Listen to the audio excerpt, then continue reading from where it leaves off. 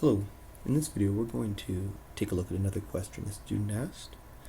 So we're going to use analytic geometry to classify the quadrilateral with vertices D, 10, 0.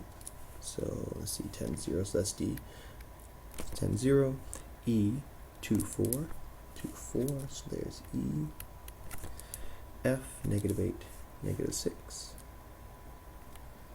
there's F, and G, 6, 8, so 6, and there's negative 8, sorry.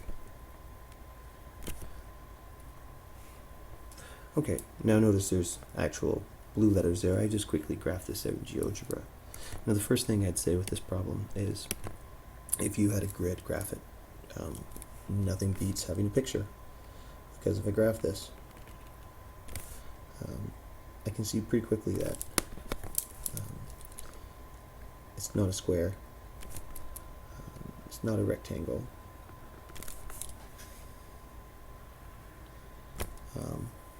yeah, it just seems like a quadrilateral with no real special properties necessarily. But let's imagine that I couldn't graph this, or these numbers are really big. So with a question like this, we have two real tools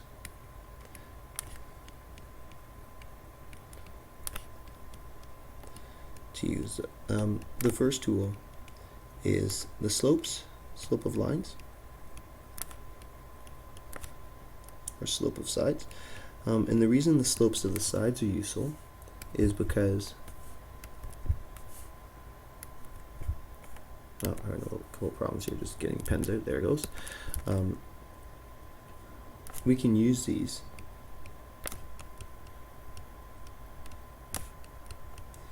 to identify parallelograms,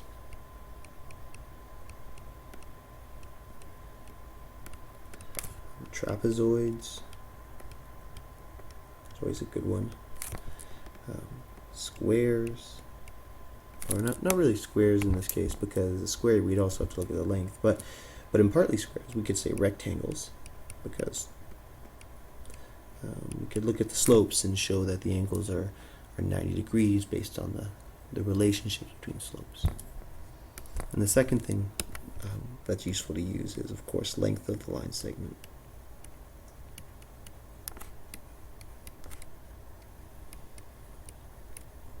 Okay, and I mentioned briefly up there, this is really useful for identifying things like, for example, squares, rectangles, trapezoids. Now this is by no means an exhaustive list. I'm just kind of mentioning a couple considerations. So if I got a problem like this, what I'd probably do is I'd do a quick little sketch, kind of like here, even though this is scaled. And the first thing I would find is find the slope of ED. And so I can find that pretty quickly. So if E is 2, 4, I can say 4, and D is 10, 0 minus 0 over, and then 2 minus 10 is equal to 4 over negative 8, which is equal to negative a half. And I can look, and I feel pretty good about this, because notice if I go down 1, 4, 5, so that's down 4 across 8, so the rise over the run is 4 over 8, and it's negative. So what that means is I can actually read the rest of these off pretty quickly. So let's get the rest of them right off the graph. So I'm just going to come up here like this. I'll come across like this. So let's look. 1, 2, 3, 4, 5, 6, 7, 8, 9, 10. So we're going to have 10 up. 1, 2, 3, 4, 5, 6, 7, 8, 9, 10 across. And so that has a slope of 1. Oh, I'm sorry, that's not FG, that's FE. And now we can find slope of FG. So now the reason I'm not counting the the simplified version here, because you can see FE has a slope of 1, but I actually counted off 10 over 10, is because these lines aren't perfectly straight.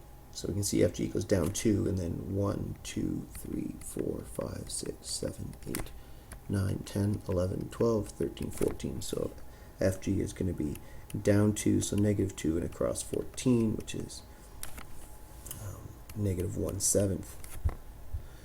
And DG, let's see. So we're just going to just dot this down and then come across 1. So we're going to go down 8, and then back 1, 2, 3, 4. So back 8, down 8, and then back 4, and then so we get 2. And notice when I say down, I'm putting a negative, and when I say back, I'm putting a negative. And of course, all my slopes, the one thing I want to do now is check is DG should be a positive slope, so that's good. ED should be a negative slope, so that's good. FE should be a positive slope, so that's good. And FG should be a negative slope, so that's good. So I feel good about all of these. So I can see pretty quickly that all the slopes aren't, there's not a relationship in terms of a parallelogram, because there's no parallel slopes.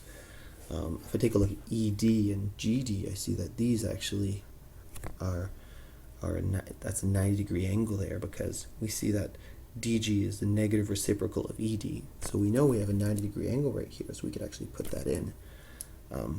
But otherwise, there's no real relationship going on here. The other thing I would check is the lengths of the sides, and I'm not going to do all of that in this video, because I'll leave you to work through the rest of the question. But when we find the lengths of sides, we could say the length of, and why don't I'll find one of them for you. Because remember, our length formula is the square root of x2 minus x1 squared plus y2 minus y1 squared. And this all comes from the Pythagoras theorem, and we can actually justify this formula with our diagram here. So FG,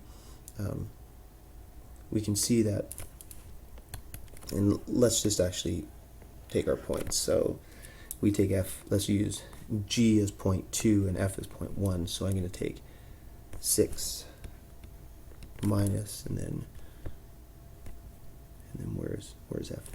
Minus 8 squared plus, and then we have negative 8 minus, and we have negative 6 squared. So we have the square root of 6 plus 8. Oh, we need another bracket there. There we go. 6 plus 8 is going to give me 14 squared.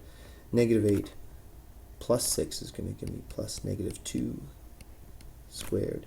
And look at this. We can see the change in y is 2. See that?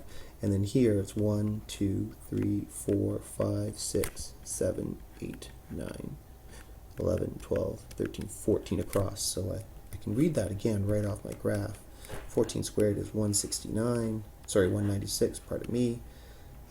And then 2 squared, negative 2 squared is 4. So therefore, I said the length is equal to the square root of 200.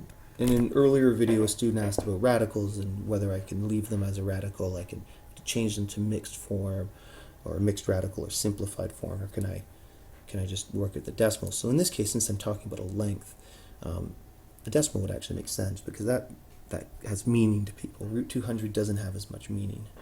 Now, of course, if let's do them on all forms. So this would be the radical form, which could leave it like this, depending on circumstances.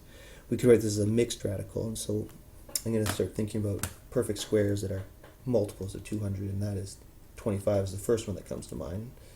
So I can say, for example, 25 times 8. And again, this is not you don't have to know how to do this. It's square root of 25 is 5, so we get 5 root 8. And then, well, I actually have another square there, so I can rewrite 8 as 4 times 2. So we're going to have 5 times root 4, which is 2, which is 10 root 2. Could have done that in one step, but I did it in 2. And, of course, I could write it as a decimal. So the square root of 200 is about 14.142. And again, don't forget that approximate sign. So I wonder if when the student wrote this out, they actually maybe gave a number wrong, because this actually doesn't make any important quadrilateral, but quadrilateral means four-sided shape. And if you're given a question where you're asked to analyze some sort of shape, your main tools to use are your slopes, because that allows you to figure out if there's right angles, and use your lengths, because that allows you to figure out if sides are equal. And this is particularly applicable to questions that deal with triangles. I hope this video helped.